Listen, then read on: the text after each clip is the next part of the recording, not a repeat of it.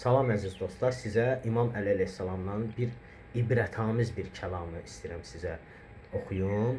İmam buyurur ki, Adəm övladının dünyadakı sonuncu, ahirətdəki isə birinci günündə, yəni öldüyü gün, dünyadan köçdüyü gün, öldüyü gün sonuncu gündür və ahirətinin birinci günüdür.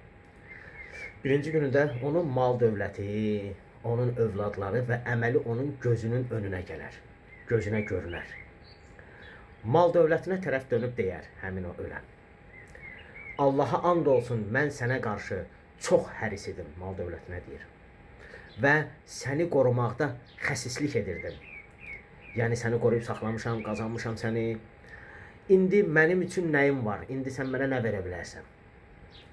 Mal dövləti cavab verər: məndən yalnız kəfənini götürə bilərsən. Yəni axirət aləminə gedən adam dünyada mal dövlətindən yalnız bir dənə kəfənini aparır. O da qismət olsa. Sonra övladlarına dönüb deyər: Allaha and olsun, mən sizi çox sevirdim və həmişə sizi qoruyurdum. İndi mənim üçün nə edə bilərsiniz? Onlar, övladlar da cavab verərlər ki, səni qəbrinə aparıb orada torpağa tapşıracağıq. Vəssalam, bizim işimiz bundan ibarətdir.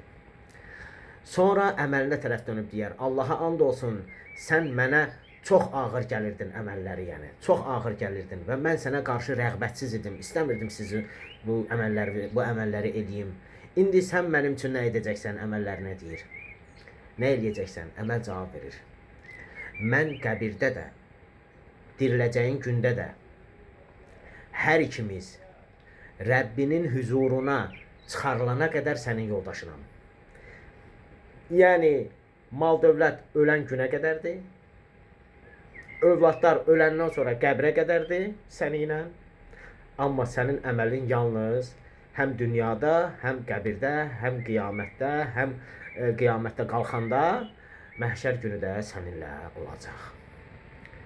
Ona görə ibrət götürək. Dünya ibrətlərlə doludur. Bu mal dövlətdən ötürü bir-birimizlə vuruşmayaq. Bir-birimizin haqqına girməyək. Övladlarımız bizim əzizlərimizdir. Onları qoruyaq.